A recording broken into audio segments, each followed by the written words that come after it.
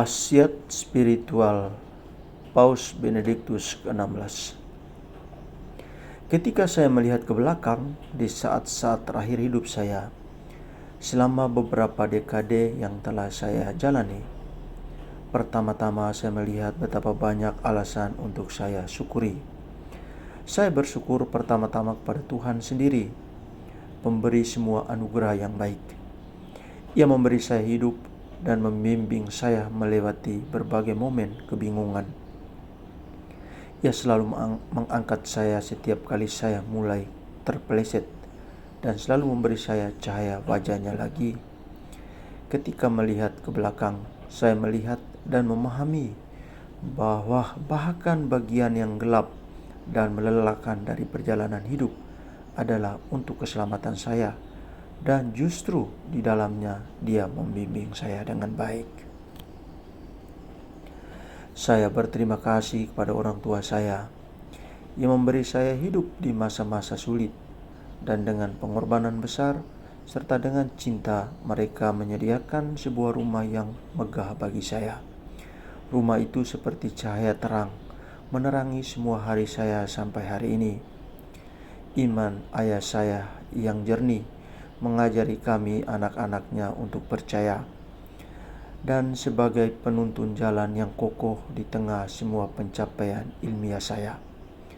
Kesalehan, pengabdian mendalam, dan kebaikan hati ibu saya adalah warisan yang tidak akan pernah cukup untuk saya syukuri.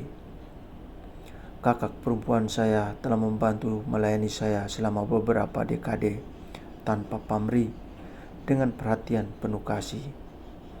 Saudaraku dengan kejernihan penilaiannya, dengan tekadnya yang kuat dan ketenangan hatinya, selalu membuka jalan bagiku.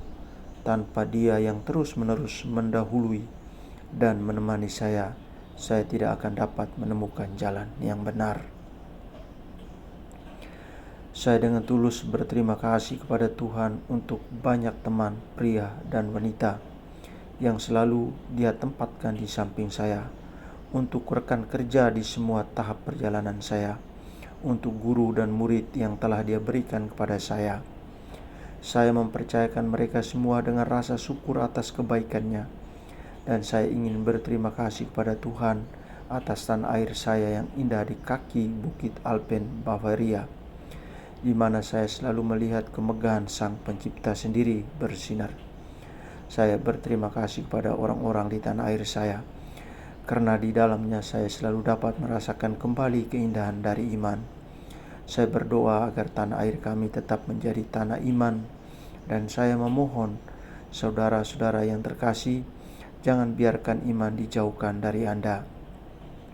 Dan akhirnya saya bersyukur kepada Tuhan atas semua keindahan yang telah saya alami di semua tahap perjalanan saya, terutama di Roma dan Italia yang telah menjadi tanah air kedua bagi saya. Kepada semua orang yang telah saya salahkan dengan cara apapun, saya dengan tulus hati meminta maaf.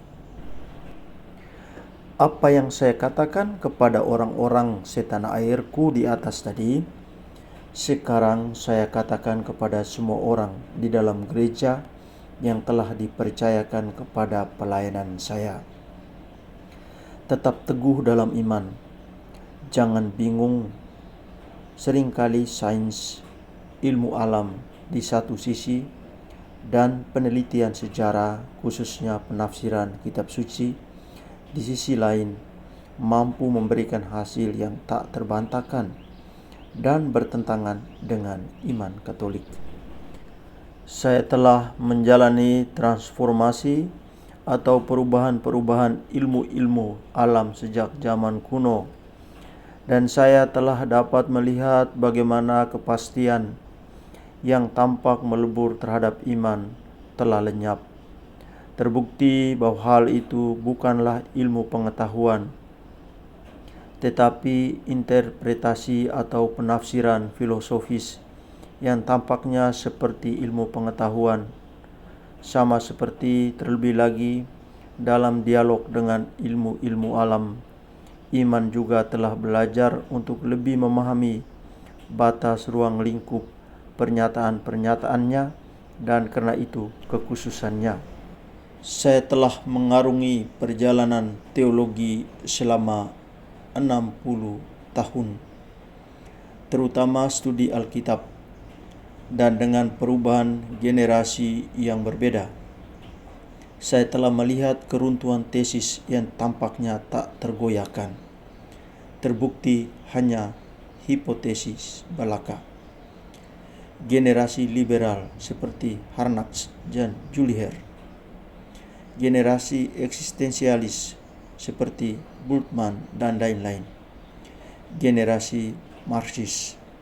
Saya telah melihat dan terus melihat bagaimana kewajaran dan nalar iman muncul kembali dari khususnya hipotesis. Yesus Kristus benar-benar jalan, kebenaran, dan hidup, dan gereja dengan segala kekurangannya benar-benar tubuhnya. Akhirnya saya dengan rendah hati meminta, doakan saya agar Tuhan menyambut saya ke rumah kediaman kekal, terlepas dari semua dosa dan kekurangan saya. Doa saya yang tulus hari demi hari ditujukan kepada semua yang dipercayakan pada saya. Hambamu, Paus Emeritus Benediktus ke-16.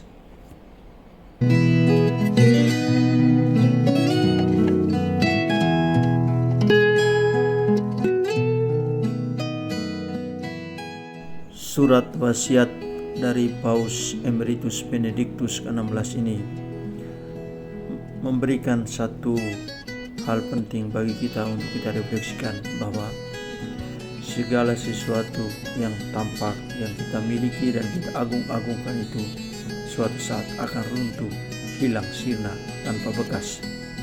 Yang sisa hanyalah iman. Oleh karena itu kita semua diajak, jangan pernah jauh dari iman dan jangan pernah tinggalkan iman. Iman akan Tritunggal Maha Kudus. Hanya dengan imanlah membuat kita untuk berdiri teguh, kokoh, dan kuat.